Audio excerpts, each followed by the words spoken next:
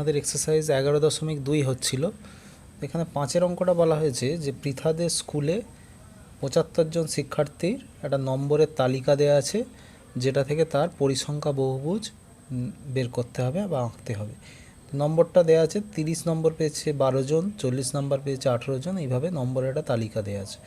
বলা হয়েছে ছক কাগজে 20,0, 30,12 এইভাবে বিন্দুগুলোকে আঁকতে হবে, এঁকে তা থেকে একটা পরিসংখ্যা বহুভুজ আঁকতে হবে। তো পরিসংখ্যা বহুভুজের ক্ষেত্রে প্রাপ্ত নম্বরটা যেদিকে আছে সেটা এক্স অক্ষ বরাবর লিখতে হয়, আর ছাত্রছাত্রীর সংখ্যা যেটা পরিসংখ্যা সেটা ওয়াই অক্ষ বরাবর লিখতে হয়।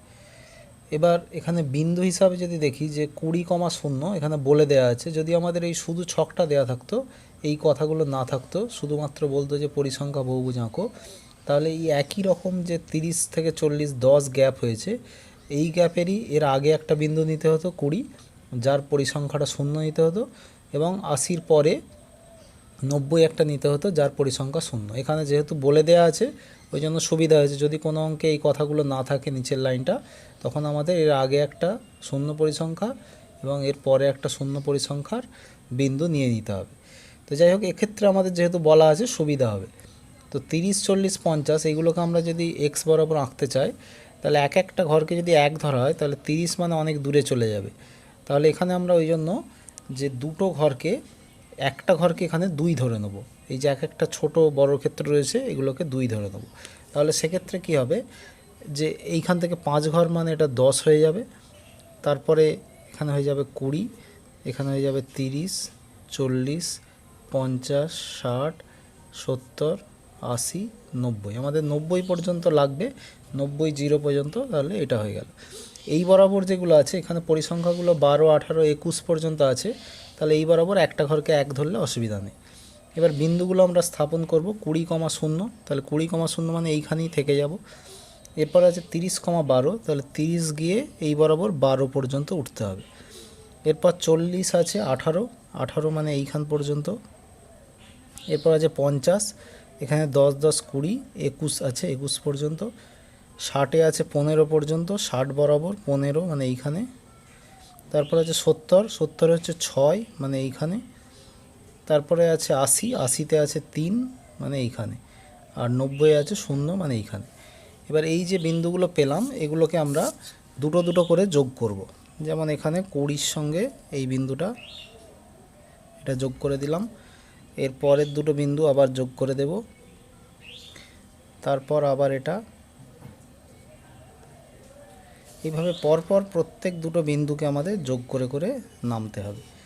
এর পরের দুটো আবার এইখানের সঙ্গে এটা, তারপরের দুটো, আবার তারপরের দুটো।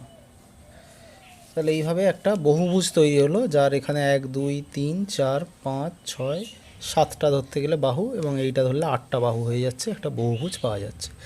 এবার এখানে যেটা লিখতে হয়, এই বরাবর এক এক করে যেহেতু নেওয়া হয়েছে, তাহলে এই বরাবর 5, 10, 15 করে লিখে দিতে পারি। এবং এক্স অক্ষ বরাবর কত নিলাম, এক্স অক্ষ বরাবর আমরা ধরলাম যে এখানে 2 একক ধরেছি একটা ক্ষুদ্রতম ঘরকে, তাহলে একটি ক্ষুদ্রতম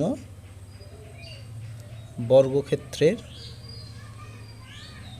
বাহু সমান হচ্ছে 2 একক, এই বরাবর ধরেছি।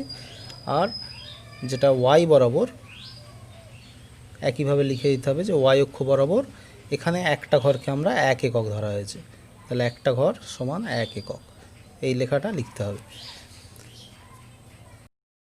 আচ্ছা, 6-এর প্রশ্নে এখানে একটা শ্রেণী পরিসংখ্যার ছক দেওয়া আছে, 0 থেকে 5-এ পরিসংখ্যা 4, 5 থেকে 10-এ 10, এইভাবে ছক দেওয়া আছে।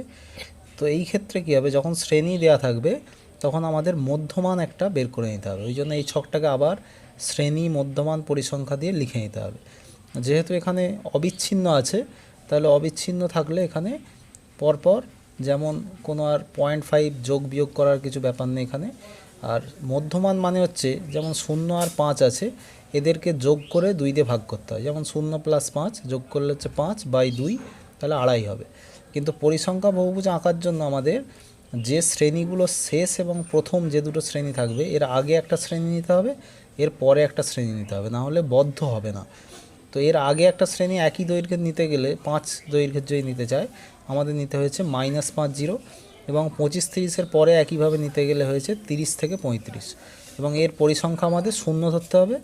আগের যে শ্রেণীটা নিয়েছি তার পরিসংখ্যাও শূন্য নিতে হবে।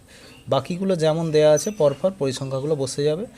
আর মধ্যমান যেমন বললাম -5 যোগ করে নিলে -5 বাই 2 করলে -2.5, এইভাবে প্রত্যেকটা দুটো শ্রেণীকে আমরা যোগ করে করে 2 দিয়ে ভাগ করে যেমন গড় বের করে এইরকম একটা মধ্যমানের পেয়ে যাব। এখন দেখা যাচ্ছে এখানে শ্রেণীগুলো আছে 5 দৈর্ঘ্যের এবং মধ্যমানগুলো এরকম 2.5, 7.5 এইভাবে আছে। এখন এখানে যদি আমরা এক একটা ঘরকে 1 ধরি তাহলে 5 ঘর যখন হবে, কিন্তু মধ্যমানগুলো বসাতে গেলে 2.5, তখন ঠিক দুটোর মাঝখানে পড়ে যাবে, তখন ঠিক কোন জায়গাটা আমরা পয়েন্ট করতে পারবো না। ওই জন্য পরিসংখ্যা বহুভুজের ক্ষেত্রে এই বরাবর যে ঘরগুলো থাকবে, যদি এখানে দৈর্ঘ্যটা বিজোড় থাকে যেমন 5 আছে, তাহলে আমরা জোড় সংখ্যক ঘরকে সেই 5টা ধরবো। যেমন এখানে আমরা 4 ঘরকে যদি 5 ধরি তাহলে সেই হিসাবে এটা হয়ে যাবে 5, এখানে হবে 10, 15, 20, 25, 30, 35 এবং এখানে -5ও যেহেতু রয়েছে তাহলে এদিকে -5 4 ঘর দূরে হবে। এতে কি হলো, যখন মধ্যমানগুলো 2.5 নেব তখন হয়ে যাবে -2.5, যখন হবে তখন এই মাঝখানটা অনুযায়ী হবে, বা এখানে যখন 2.5 হবে তখন এই মাঝখানটা অনুযায়ী বিন্দুটা বসাতে পারবো। ওই জন্য জোড় সংখ্যক ঘরকে এখানে শ্রেণী দৈর্ঘ্যটা হিসাবে ধরা হলো। এরপর হচ্ছে বিন্দু হিসাবে আছে 2.5, -2.5, 0 শ্রেণী হিসাবে এইগুলো লেখা হয়েছে। আর বিন্দু হিসাবে বসবে মধ্যমান এবং পরিসংখ্যাগুলো, মানে যেমন আগেরটায় আমরা 30, 12, 40, 18 বসিয়েছিলাম, এখানে এই -2.5, 0, 2.5, 4 এই হিসাবে বসবে। তাহলে -2.5 মানে হচ্ছে এইটা, 0 যেহেতু আছে মানে এই পয়েন্টটাই হয়ে যাবে। 2.54, তাহলে 2.5 মানে এখানে, 4 মানে আমি এই বরাবর এক একটা ঘরকে 1 ধরে নেব, তাহলে এখানে 4 ঘরে এটা হয়ে যাবে। এবার 7.5 মানে হচ্ছে এদের মাঝখান যেটা, সেই বরাবর আছে আমাদের 10, তাহলে 10-এ উঠে যাব, 7.5 বরাবর উঠে গিয়ে 10। এরপর আছে 12.5-এ আছে 24, 12.5 মানে এই বরাবর, তো এটা 10, 20, 24 হচ্ছে এইখানে। এরপরে আছে 17.5 মানে এর মাঝখান দিয়ে যাবে, গিয়ে হচ্ছে আমাদের 12 আছে, 12 মানে তাহলে এইখানে এসে যাবে। এরপরে আছে 22.5-এ আবার 20, তাহলে 22.5 মানে এই বরাবর গিয়ে 20 মানে এই মাঝখানটায় চলে আসবে। একইভাবে 27.5-এ আছে 8, 27.5 মানে এদের মাঝখান, তাহলে এই বরাবর 8। আর 32.5-এ আছে 0, তাহলে এদের যে মাঝখানটা মানে এইখানে, সেখানে হচ্ছে 0। এবার যেমন আগে করা হলো এগুলোকে যোগ করতে হবে। শেষ দুটো যদি আমরা এরকমভাবে যোগ করি, এইভাবে পরপর দুটো করে যেমন যোগ করেছিলাম আগে, সেইভাবে সব যোগ করে দিতে হবে। এবার এর সঙ্গে এর পরেরটা মানে এইটা ছিল, তাহলে এখানে নেমে যাবে আবার এর পরেরটা মানে এইটা, আবার তারপরেরটা মানে এইখানে, আবার তারপরেরটা মানে এখানে যোগ হয়ে যাবে। তাহলে পরপর এইভাবে দুটো দুটো এরকম এর মতো দেখতে হয়ে গেল। এবার এই বরাবর আমাদের এটা ছিল শ্রেণী, এই বরাবর ছিল পরিসংখ্যা। এবার এইদিকে 5, 10 করে লিখে দিতে হবে, কারণ একটা ঘরকে 1 ধরা হয়েছে। তাহলে আমাদের আবার আগের মতো লিখতে হবে যে এক্স অক্ষ বরাবর, এখানে আমরা কি করলাম যে 4টে ঘরকে 5 ধরলাম, তাহলে 4টি ঘর বা এখানে ক্ষুদ্রতম বর্গক্ষেত্রের বাহু সেটা সমান হচ্ছে 5। ওয়াই অক্ষ বরাবর একটি ঘর বা একটি ক্ষুদ্রতম বাহু সমান হচ্ছে 1। তাহলে এক্স অক্ষ বরাবর 4টে ক্ষুদ্রতম বর্গক্ষেত্রের বাহু হচ্ছে 5, ওয়াই অক্ষ বরাবর একটা ক্ষুদ্রতম বর্গক্ষেত্রের বাহুকে 1 ধরা হয়েছে। এইভাবে আমাদের পরিসংখ্যা বহুভুজটা কমপ্লিট হলো। 9-এর অঙ্কটায় বলা হয়েছে যে বীরসিংহ গ্রামে প্রাথমিক বিদ্যালয়ে 32 জন শিক্ষক শিক্ষিকার বয়স দেয়া আছে। 25 থেকে 31-এর মধ্যে 10 জন, 31 থেকে 37 13 জন, 37 থেকে 43 5 জন, এইভাবে দেয়া আছে। তো তথ্যটির আয়তলেখ এবং পরিসংখ্যা বহুভুজ দুটোই করতে হবে। তো এখানে শ্রেণীগুলো যেটা দেয়া আছে দেখতে পাচ্ছি যে 25 থেকে 31 শুরু হয়েছে, মানে 6 করে বেড়েছে, আবার 31 থেকে 37 এইভাবে 6 করে বেড়েছে। তাহলে কি হবে, এর আগে একটা আমাদের শ্রেণী দরকার, কারণ পরিসংখ্যা বহুভুজ বললেই এর আগে একটা শূন্য পরিসংখ্যা শ্রেণী নিতে হবে এবং এর পরে একটা শূন্য পরিসংখ্যা শ্রেণী নিতে হবে। সেই জন্য একই দৈর্ঘ্যের একটা শ্রেণী 19 থেকে 25 নেওয়া হলো, যেটার পরিসংখ্যা হচ্ছে 0। আর 49 থেকে 55, তারপরে একটা নেওয়া হচ্ছে 55 থেকে 61, যার পরিসংখ্যাও 0। পরিসংখ্যা বহুভুজ করতে গেলে আমাদের মধ্যমান দরকার, ওই জন্য এই ছকটা আমাদের তৈরি করে নিতে হবে। শ্রেণী যেটা দেয়া ছিল, আগে একটা পরে একটা শ্রেণী, আর মধ্যমান মানে আগেও হলো 19-25 যোগ করে নিতে হবে, নিয়ে যা হবে তাকে 2 দিয়ে ভাগ, মানে যোগ করলে 44/2, তাহলে 22। এইভাবে প্রত্যেক দুটো যোগ করে গড়গুলো বের করলেই আমাদের মধ্যমান এসে যাবে। পরিসংখ্যাগুলো প্রথমটা শেষটা বাদে বাকিগুলো সব এখানে দেয়া ছিল। এরপর হচ্ছে আয়তলেখ আমরা আগে করেছি, তাতে শ্রেণীগুলো থাকে x বরাবর, পরিসংখ্যাগুলো y বরাবর। তো শ্রেণীগুলো নেওয়ার জন্য এখানে 19 থেকে 25 মানে 6 দৈর্ঘ্যের যেহেতু আছে, জোড় রয়েছে, সেজন্য এখানে এক একটা ঘরকে এক ধরলে অসুবিধা নেই। যদি এটা বিজোড় থাকতো, মানে 5 দৈর্ঘ্যের হতো, তখন এক একটা ঘরকে এক ধরলে আমরা পরিসংখ্যা বহুভুজটায় আবার অসুবিধা হয়ে যেত। ওই জন্য এখানে যেহেতু 6 দৈর্ঘ্যেরই আছে, তাহলে এক একটা ঘরকে এক আমরা ধরলে কোনো অসুবিধা হবে না। এবং 19 থেকে যেহেতু শুরু হয়েছে, আমরা এক একটা ঘরকে এক ধরলে অনেক দূরে চলে যাবে, ওই জন্য আমরা এই জায়গাটাকে ঢেউ খেলিয়ে নিয়ে এই জায়গায় শুরু করব, এখানটা 19। তারপরে এখানে 6 ঘর দূরে 25 হয়ে যাবে, এরপরে 31, তারপরে 37, এরপরে হচ্ছে 43, তারপর 49, তারপরে 55 এবং তারপরে 61। এবার যেমন আয়তলেখ আঁকা হয়, তো 49 প্রথমে 19 থেকে 25 এই জায়গায় ছিল মধ্যমান হিসাবে 22 ছিল, মানে এদের ঠিক মাঝখানটা। তো এদের মাঝখান মানে হচ্ছে এখানে 1 2 3 6টা যেহেতু আছে, এই জায়গাটা মাঝখান। এটা আমাদের পরে কাজে লাগবে, আপাতত পয়েন্ট করে রাখলাম। 25 থেকে 31-এ আমাদের আগে আয়তলেখটা আঁকতে হবে। এটা যেহেতু শূন্য পরিসংখ্যা, এর কোনো আয়তলেখ আঁকার দরকার নেই, এই মাঝখানটা শুধু পরিসংখ্যা বহুভুজে কাজে লাগবে। এবার 25 থেকে 31 এই জায়গায় যে পরিসংখ্যা 10, এটাকে আমাদের আঁকতে হবে। 25 থেকে 31-এ 10 মানে আমাদের এই বরাবর যদি একটাকে 1 নিই, তাহলে 10 মানে এতটা আসবে। এই জায়গা পর্যন্ত একটা আয়তলেখ আমাদের তৈরি করতে হবে 25 থেকে 31 এই জায়গার মধ্যে। তাহলে আমাদের এখানে আয়তক্ষেত্র একটা এঁকে নিই।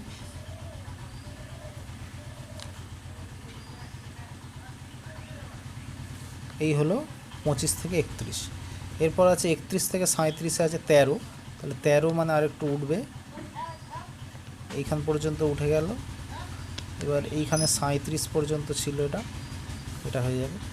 এরপরে আছে 37 থেকে 43।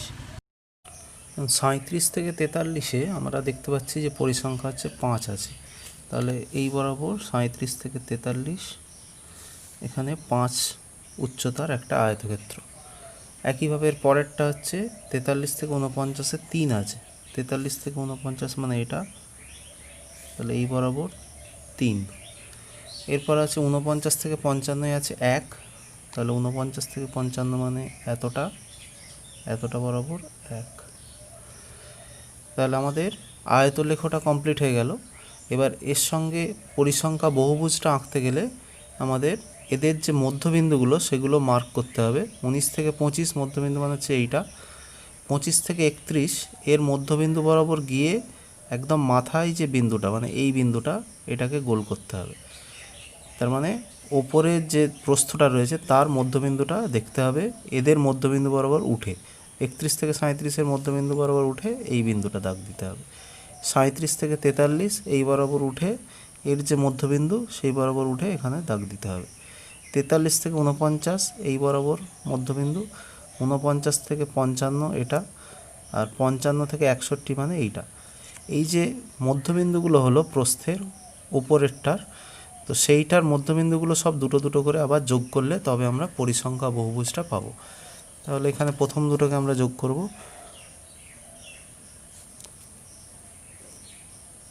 এর পরের দুটো আবার,